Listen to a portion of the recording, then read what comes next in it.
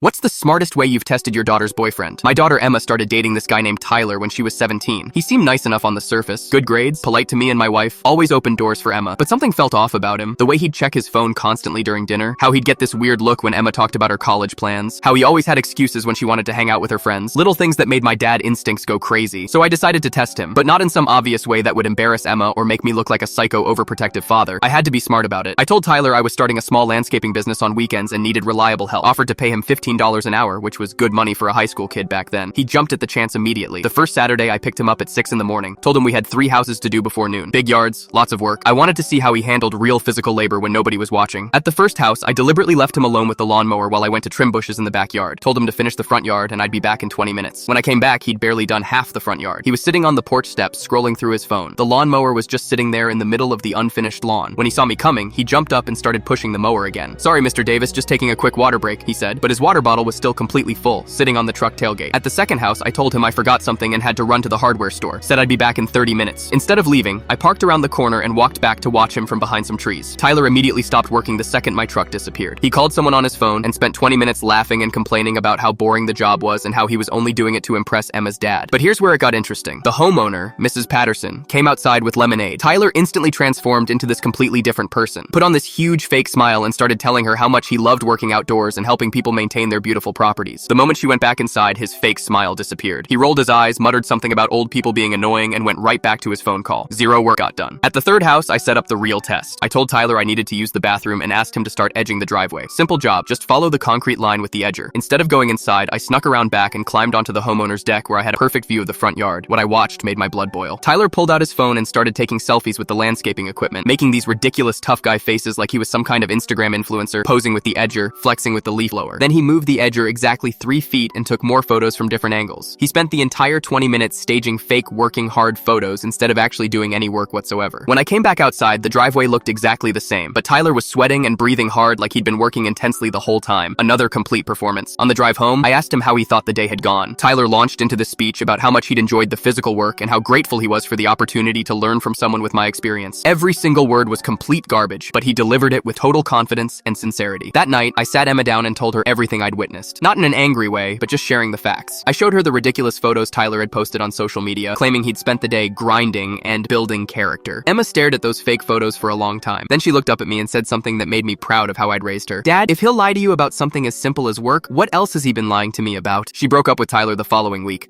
Found out later he'd been telling other girls at school that Emma was just temporary until he could find someone better looking.